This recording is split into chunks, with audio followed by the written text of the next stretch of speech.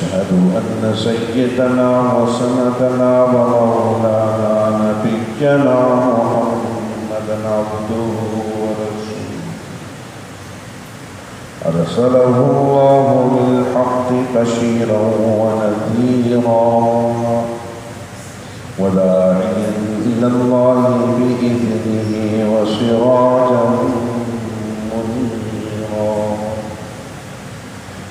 صلى الله تعالى عليه وعلى آله وأصحابه وبارك وسلم وعلى آله وصحبه وبارك وسلم تسليما كثيرا كثيرا. أما بعد، قال الله تبارك وتعالى في كلامه المجيد والفرقان الحميد: أعوذ بالله من الشيطان الرجيم. بسم الله الرحمن الرحيم. يا أيها الإنسان ما غرك بربك الكريم الذي خلقك فسواك فعدلك في أي صورة ما شاء ركبك. كلا بل تكذبون بالدين وإن عليكم لحافظين كراما كاتبين يعلمون ما تفعلون. إن الأبرار لفي نعيم وإن الفجار لفي جحيم يصلونها يوم الدين وما هم عنها بغائبين. وما أدراك ما يوم الدين ثم ما أدراك ما يوم الدين يوم لا تملك نفس لنفس شيئا والأمر يومئذ لله. آمنت بالله صدق الله العظيم وصدق رسوله النبي الكريم ونحن على ذلك لمن الشاهدين والشاكرين والحمد لله رب العالمين.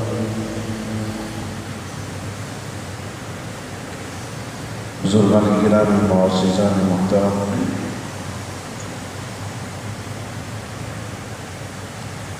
اللہ رب العزت کی توفیق اور اس کا کرم کہ اس رب کائنات نے مجھے اور آپ کو اپنے گھر میں حاضر ہونے کی سعادت سے نوازا. اس عادت اللہ رب العزت کی طرف سے ایک بہت بڑا انعام ہے. صرف یہی نہیں بلکہ اللہ رب العزت نے جن ذہنوں میں اور جن دلوں میں اس چیز کی فکرات ڈال دی کہ میں اور آپ کسی طرح اللہ کے دین سے جڑ کر دنیا میں اس بھٹکتی ہوئی انسانیت کی خیر خواہی اور اس کی بھلائی کے لیے اور اس کو دین پر چلنے اور اس کی رغبت کو بڑھانے کے لیے میں اور آپ اگر تھوڑا سا بھی سوچ لیں تو اللہ رب العزت کی بارگاہ میں بہت بڑی اجر کا سبب بن جاتا ہے. اور یہ اللہ کا کرم اور اس کا احسان ہے کہ وہ رب کائنات میری اور آپ کی ان سوچوں میں اپنے بندوں کی فکرات کو اور اپنے بندوں کی دنیا میں بھٹکتے ہوئے معاملات کو ہدایت کے ساتھ جوڑنے کی فکرات عطا فرما دیں. ساتھ میں اللہ رب العزت جن لوگوں کے دل میں یہ فکرات پیدا کر دیتے ہیں ان لوگوں کو اپنے سے زیادہ دوسروں کی فکرات پھر رہتی ہیں، اور جن کے دلوں میں دوسروں کی فکرات پیدا ہو جائیں تو اللہ رب العزت فرماتے ہیں کہ وہ بندہ جو میرے بندوں کا خیال رکھ کر میرے بندوں کی فکرات میں لگا رہتا ہے تو محبوب کائنات سرور عالم صلی اللہ علیہ وسلم کی حدیث مبارکہ ہے جس کا مفہوم ہے کہ پھر اللہ رب العزت کی طرف سے پیغام اس کو سنا دو کہ تو اللہ کے بندوں کی فکرات رکھتا ہے، اللہ تیری فکر رکھتا ہے۔ اور پھر آپ صلی اللہ علیہ وسلم نے اس آیت کو پڑھا جس آیت میں اللہ پاک نے فرمایا فَاذْكُرُونِي أَذْكُرْكُمْ، تو مجھے یاد رکھتا ہے میں تجھے یاد رکھتا ہوں، تو مجھے یاد کر میں تجھے یاد رکھتا رہوں گا۔ پھر آگے آپ صلی اللہ علیہ وسلم کی اس حدیث کو ابن ماجہ میں ذکر کرتے ہوئے آگے چلتے ہیں کہ آپ صلی اللہ علیہ وسلم نے ارشاد فرمایا کہ اللہ رب العزت قیامت والے دن اپنے بندے سے کہے گا میں بھوکا تھا تو نے مجھے کھانا کیوں نہیں کھلایا؟ بندہ مومن کہے گا اللہ تو کیسا بھوکا، تجھے کیسی حاجت؟ اللہ رب العزت فرمائیں گے وہ میرا بھوکا بندہ تیرے پاس آیا تھا، وہ اس بندے کی شکل میں ہی تو تیرے پاس آیا تھا، تجھ کو میں نے پانی کا کہا تو نے مجھ کو پانی نہیں پلایا۔ اللہ تو کائنات کی انسانیت کے کائنات کی مخلوقات کو پانی پلانے والی ذات، تجھے پانی کی کیا حاجت؟ اللہ رب العزت نے فرمایا اللہ رب العزت فرمائیں گے میرا وہ بندہ تیرے پاس چل کر آیا تھا میں ہی تو تھا۔ تو حدیث میں آتا ہے جب تم کسی کو کھلاؤ گے جب تم کسی کو پلاؤ گے تو یاد رکھنا کہ اللہ رب العزت کی طرف سے غیب سے آواز آئے گی کہ تو نے میرے بندوں کا خیال رکھا، اب تو یہ سننے کے بذات خود کائنات کا رب تیرا خیال رکھے۔ تو میرے بندے کو کھلائے گا، کائنات کا رب تیرے کو آسمان سے روزی عطا کرے گا۔ تو میرے بندے کو پلائے گا، کائنات کا رب کبھی تجھے پیاسا نہیں رہنے دے گا۔ تو میرے بندے کو کپڑا پہنائے گا، کائنات کا رب تیرے کو اعلیٰ لباس عطا فرما دے گا۔ تو میرے بندے کی فکر کو اپنے ذہن میں ڈالے گا، کائنات کا رب آسمانوں پر فرشتوں کے ساتھ تیری فکرات کو دور کرنے کے لیے خود سے اللہ رب العزت تیرا ذکر فرمائے گا۔ تو میرے دوستو یہ اللہ رب العزت کی طرف سے جن لوگوں کو یہ فکرات نصیب ہو جائیں، اللہ رب العزت کی طرف سے جن لوگوں کے دل میں یہ خیر خواہی بیٹھ جائے، اللہ رب العزت کی طرف سے جن کو توفیق مل جائے کہ وہ اللہ کے بندوں کو کھلانے والے بنتے ہیں، اللہ رب العزت ان کو تھوڑے سے بھی رزق میں اتنی برکت عطا فرما دیتے ہیں۔ سبحان اللہ، کیا کہنا۔ ایک غزوے کے موقع پر بعض روایات میں آتا ہے غزوہ خندق ہے کہ آپ صلی اللہ علیہ وسلم صحابہ کرام رضوان اللہ تعالیٰ علیہ اجمعین نے دیکھا کہ آپ صلی اللہ علیہ وسلم جب خندق کی کھدائی کرتے ہیں تو آپ کے شکم مبارک سے کپڑا ہٹتا ہے۔ صحابہ کرام رضوان اللہ تعالیٰ علیہ اجمعین میں کتنے ایسے تھے جنہوں نے بھوک کی وجہ سے ایک ایک پتھر باندھا ہوا تھا۔ آپ صلی اللہ علیہ وسلم کے شکم مبارک سے جب کپڑا ہٹا تو آپ صلی اللہ علیہ وسلم کے مبارک پیٹ پر 2 پتھر بندھے ہوئے۔ صحابہ کرام دیکھ کے حیران ہو گئے۔ ایک صحابی سے رہے نہیں کیا، آنکھوں سے ٹپ ٹپ آنسو بہنے لگے، فوراً وہاں سے اٹھ کے چلے گئے، اپنے گھر پر گئے، بیوی سے پوچھا کہ کوئی ایسی چیز ہے جو حضور کی خدمت میں پیش کر سکوں، ہم سمجھیں کہ ہمارے پیٹ پر بھوک کی وجہ سے پتھر بننے میں ہیں۔ سرور کائنات محبوب کائنات سرور عالم صلی اللہ علیہ وسلم کے پیٹ پر میں نے 2 پتھر بنتے ہوئے تھے۔ بیوی نے فرمایا چھوٹا سا بکری کا بچہ ہے، فرمایا بسم اللہ پڑھ کے ذبح کرو، میں حضور کو لے کے آؤں اور حضور کی مجھ سے برداشت نہیں ہوتا، حضور کو کھانا کھلاؤں۔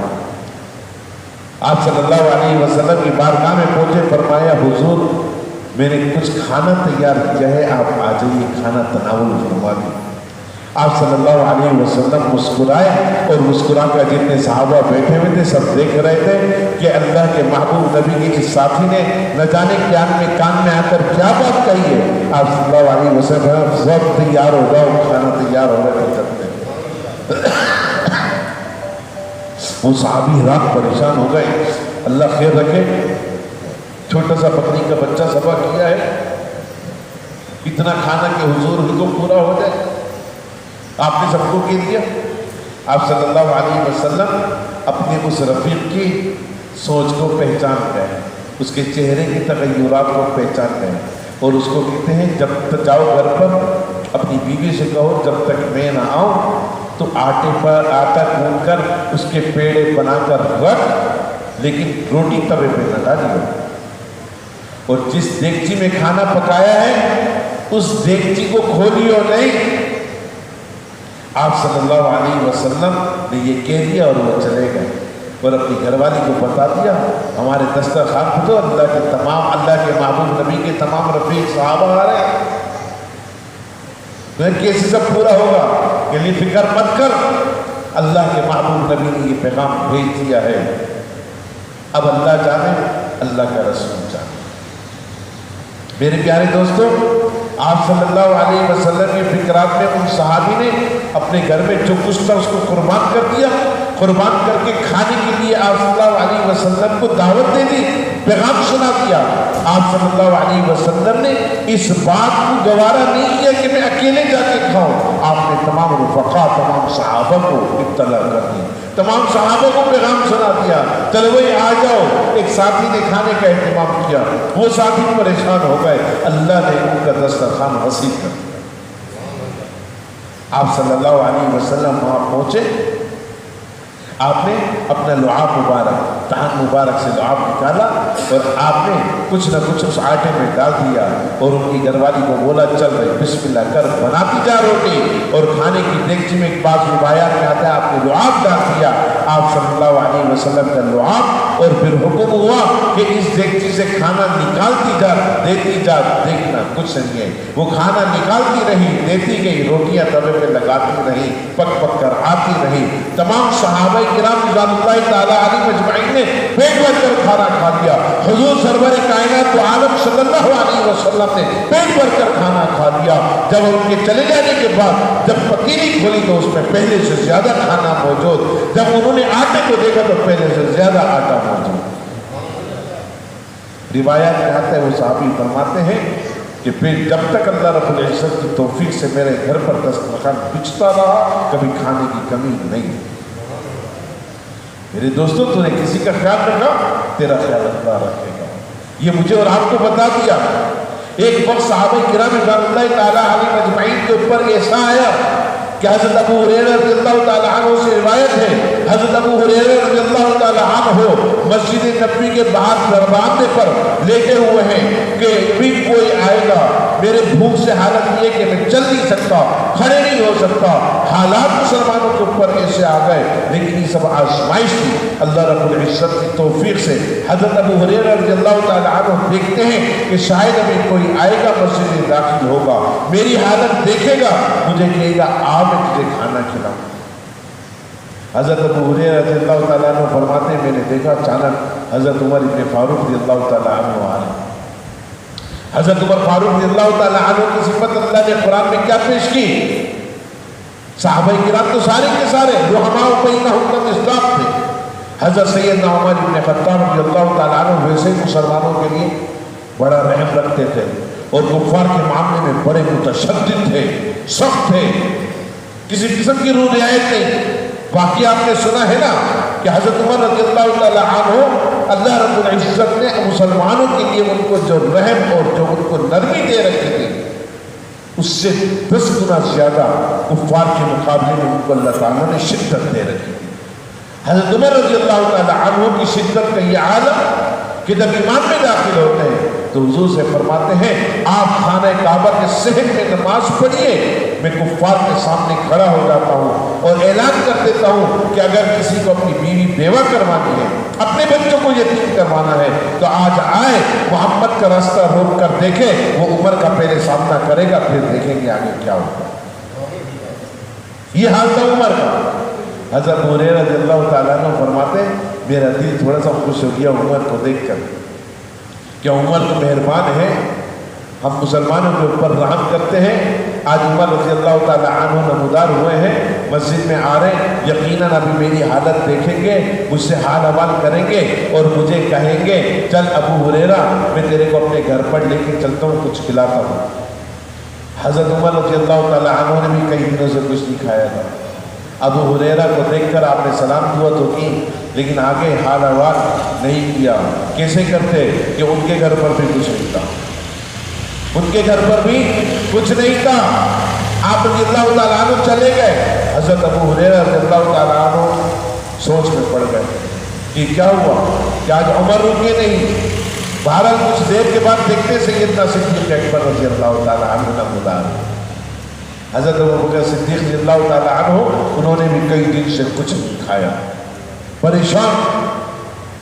حضرت ابو ہریرہ رضی اللہ تعالیٰ عنہ فرماتے ہیں ابو بکر کو جب میں نے دیکھا، میں نے کہا چلو ابو بکر کچھ نہ کچھ مال بھی رکھتے ہیں، ابو بکر کے پاس کچھ نہ کچھ سرمایہ بھی ہوگا، ابو بکر کے ہاں یقیناً کھانے کا انتظام بھی ہوگا۔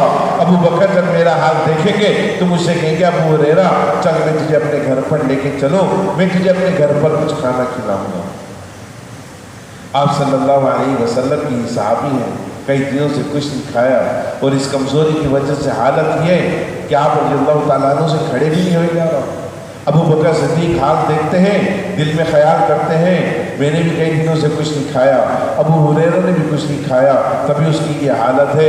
بہرحال ملاقات کرتے ہیں، حال حوال نہیں لیتے اور نکل جاتے ہیں۔ حضرت ابو ہریرہ مایوس ہو جاتے ہیں کہ عمر جیسی شخصیت آئی، ابو بکر جیسی شخصیت آئی، اور دونوں نے مجھ سے حال حوال نہیں کیا، کچھ کھلانے کی بات نہیں کی، تو کس کا میں انتظار کروں۔ اچانک آپ صلی اللہ علیہ وسلم سامنے آتے ہیں۔ آپ صلی اللہ علیہ وسلم کو دیکھ کر ابو ہریرہ رضی اللہ تعالیٰ عنہ فرماتے ہیں چلو میرے دل میں کچھ ایک آس پیدا ہوئی، لیکن آپ سے میں کس طرح کہوں گا یہ سمجھ نہیں آ رہی تھی۔ آپ صلی اللہ علیہ وسلم تشریف لائے، پوچھا ابو ہریرہ کیا حال ہے؟ میں حضور آپ کے سامنے ہوں۔ فرمایا تو نے کچھ نہیں کھایا تو میں نے بھی کچھ نہیں کھایا، تو نے کچھ نہیں کھایا میں نے بھی کچھ نہیں کھایا۔ حضرت ابو ہریرہ رضی اللہ تعالیٰ عنہ حیران پریشان ہو گئے۔ اچانک ایک صحابی کو دیکھا آتے ہوئے، وہ صحابی حضور صلی اللہ علیہ وسلم کے لیے بکری کے دودھ کا پیالہ بھر کر لے کے آ رہے ہیں۔ آپ صلی اللہ علیہ وسلم کی خدمت میں حاضر ہو کر فرماتے ہیں حضور آپ کے لیے پیالہ لے کر آیا۔ حضور صلی اللہ علیہ وسلم پیالہ لے کر فرماتے ہیں جاؤ صحابہ کو بھی دعوت دے دو، اور صحابہ کرام بھی آ جاتے ہیں۔ حضرت ابو ہریرہ رضی اللہ تعالیٰ عنہ فرماتے ہیں جب میں نے پیالہ دیکھا تو میں نے کہا چلو اب میرا کچھ نہ کچھ گزارا ہو جائے گا، اب میرے اندر کچھ قوت بحال ہو جائے گی۔ آپ صلی اللہ علیہ وسلم نے تو اور صحابہ کو بلا لیا، میرا دل پریشان ہوا، اور جب اور صحابہ کرام آ کے بیٹھ گئے تو روایات میں آتا ہے 10 کے قریب صحابہ کرام آ کے بیٹھ گئے۔ آپ صلی اللہ علیہ وسلم 12ویں حضرت ابو ہریرہ رضی اللہ تعالیٰ عنہ ایک پیالے میں کتنا دودھ ہوگا؟ آپ صلی اللہ علیہ وسلم نے حضرت ابو ہریرہ کو مخاطب کر کے فرمایا ابو ہریرہ اٹھ جا۔ ابو ہریرہ فرماتے ہیں میرے کو خیال ہوا چلو شکر ہے کہ سب سے پہلے مجھے دعوت دی ہے، میں تو جی بھر کے پیوں گا۔ آپ صلی اللہ علیہ وسلم کے صحابی ہیں، آپ صلی اللہ علیہ وسلم فرمایا ابو ہریرہ اٹھو لو یہ پیالہ، اور دائیں طرف سے شروع کرتے جاؤ۔ حضرت ابو ہریرہ رضی اللہ تعالیٰ عنہ فرماتے ہیں ایک دفعہ پھر میری آس ٹوٹ گئی، میں مایوس ہو گیا کہ میں ان 10 افراد میں پیالہ گھماؤں گا تو بچے گا کیا، میرے پاس تو ایک قطرہ بھی نہیں آئے گا۔ آپ صلی اللہ علیہ وسلم نے ابو ہریرہ سے فرمایا دائیں طرف سے گھومتے جاؤ پلاتے جاؤ۔ آپ رضی اللہ تعالیٰ عنہ تمام صحابوں کو پلاتے گئے پلاتے گئے پلاتے گئے، پورے صحابہ نے جی بھر کر پی لیا اور ان کا پیٹ بھی بھر گیا، ایسے شکم سیر ہو کر مضبوط ہو گئے۔ آپ صلی اللہ علیہ وسلم کے پاس پیالہ آیا، آپ صلی اللہ علیہ وسلم نے اس پیالے سے پیا۔ بعض روایات میں آتا ہے آغاز حضور نے کیا، اور بعض روایات میں آتا ہے 11ویں نمبر پر حضور نے کیا، دونوں روایتیں لکھی ہیں۔ پھر آپ صلی اللہ علیہ وسلم نے جب پیا، پھر ابو ہریرہ رضی اللہ تعالیٰ عنہ نے فرمایا ابو ہریرہ اب تو بھی پی۔ حضرت ابو ہریرہ رضی اللہ تعالیٰ عنہ فرماتے ہیں میں نے جی بھر کر پیا. حضور نے فرمایا ابو ہریرہ اور پی. میں نے پھر اور پیا. فرمایا ابو ہریرہ اور پی. میں نے پھر اور پیا. آپ نے چوتھی مرتبہ فرمایا ابو ہریرہ اور پی. میں نے کہا حضور خدا کی قسم مجھے ایسا محسوس ہو رہا ہے کہ اب میں پیوں گا تو پھر نہ چل سکوں گا نہ اٹھ سکوں گا. میرے یہاں تک بھر چکا ہے اور پیالہ اسی طرح بھرا. یہ آپ صلی اللہ علیہ وسلم کے ایک معجزہ تھا. یہ آپ صلی اللہ علیہ وسلم کے صحابہ کرام کی ایک تربیت تھی. آپ صلی اللہ علیہ وسلم کا بتانا تھا یہ کہ دیکھو تم دوسروں کا خیال رکھ کر چلو گے آخر میں آخر جب تمہیں نصیب ہوگا تو ان سے زیادہ نصیب ہوگا. میرے دوستو یہ بندہ مومن کو بتا دیا گیا ہے کہ بندہ مومن اللہ رب العزت کی اس مہربانی کو تو پہچانے. جب بندہ مومن تقسیم کرنے والا بن جاتا ہے اللہ رب العزت اس کو ایک ہی جگہ 10 عطا فرما دیتا ہے. جب بندہ مومن اللہ کے بندوں کا خیال رکھنا شروع کر دیتا ہے اللہ رب العزت 10 کو 70 گنا بڑھا کر اس کو عطا فرما دیتا ہے. اے ایمان والو تمہیں کس نے اپنے اس مہربان رب سے دھوکے میں ڈال رکھا ہے؟ اے انسان اس رب نے تیرے ساتھ اتنی مہربانیاں کر رکھی ہیں. اس رب نے تجھے پر اتنا احسان کیا. اس رب نے تجھ پر اتنا انعام کیا. وہ رب تیرے کو ذرا غور تو کر. وہ رب تیرے کو اپنی آغوش رحمت سے دور کرنا ہی نہیں چاہتا. تو ذرا اپنے ان ایام پر غور کر, اپنے ان مہینوں پر غور کر. رمضان المبارک کا مہینہ آیا 30 دن تجھ کو پکارا جاتا رہا, 30 دن تجھ کو دعوت دی جاتی رہی, رحمت کا عشرہ تیرے کو دیا. پھر اللہ رب العزت نے مغفرت کا عشرہ دے دیا تیرے کو, مغفرت کا مشکل سنا دیا. پھر جنت کا تجھ کو مالک بنا دیا. پھر عید کی خوشیاں تیرے کو نصیب کر دی. پھر تیرے کو عید کی خوشیوں سے محدود ہونے کے لیے تیرے کو عید الفطر کے دنوں میں روزہ رکھنا حرام کرتے ہوئے تجھے پہ مزدہ سنایا کہ اللہ تیرا میزبان, تو اللہ کا مہمان, کھائے جا پیے جا. اللہ کی اس میزبانی کا شرط کہ اللہ نے تیرے کو مہمانی کا شرط دے رکھا ہے, اس مہمانی کی شرط میں اللہ رب العزت کی طرف سے جو تجھ کو اعزاز ملا ہے اس کی کامیابی کے ساتھ اس اعزاز کو اللہ کی طرف سے انعام سمجھ کے چلتا چلا جائے. میرے دوستوں اس عید کی خوشیوں کو مناتے مناتے 3 دن گزار دیے. چوتھا, پانچواں, چھٹا دن رمضان کا مہینہ بھول بھلا گیا. اللہ رب العزت کی طرف سے اچانک 29-30 دن گزرے اور تیرے پاس اشہر حرم کا پہلا مہینہ اللہ رب العزت کی طرف سے ایسا عطا ہوا کہ اللہ رب العزت کی طرف سے مستہ سنایا گیا کہ آج ذوالقعدہ کا چاند دکھا اور تیرے لیے اشہر حرم شروع ہو گیا. اشہر حرم میں پہلا مہینہ ذوالقعدہ کا آ گیا اور اس ذوالقعدہ کے مہینے کو اشہر حج میں قرار دیا کہ اب حجاج کرام حج کی تیاری کر رہے ہیں اور تو ان کی تیاری میں ان کا بہترین معاون بن جا. معاون بن کر ان کو رخصت کرنے والا بن جا, ان سے دعائیں لینے والا, ان کو دعائیں دینے والا, ان کے سفر کے لیے آسانی اور راحت پیدا کرنے والا, ان کے سفر کے لیے ان کی خدمات کو اپنے تعاون کے ساتھ ان کی خدمت کرنا اور پھر ان کے پیٹ پیچھے ان کے گھر کا خیال رکھنا تیری ذمہ داری. یہ اللہ رب العزت نے تیرے کو اپنے سے جدا نہ کرنے کے لیے عطا فرمایا.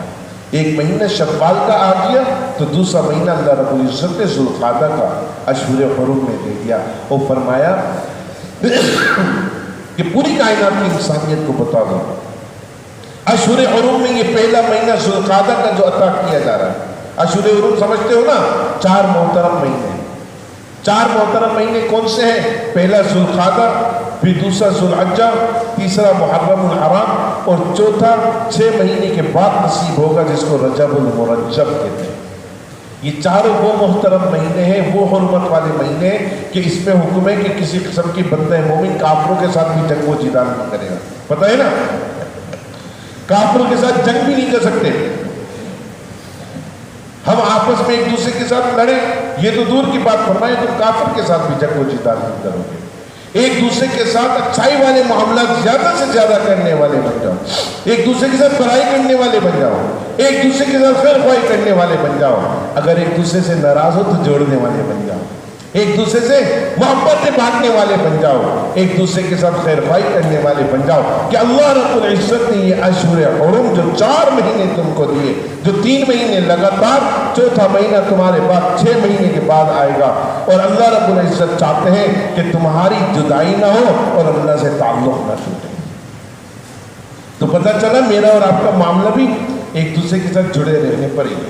میری اور آپ کی نیکی بھی قابل قبول کب ہوتی ہے؟ جب میں اور آپ ایک دوسرے کے ساتھ پرخلوص ہو کر محبتیں بانٹتے ہیں، میں اور آپ ایک دوسرے کا خیال رکھنے والے بنتے ہیں۔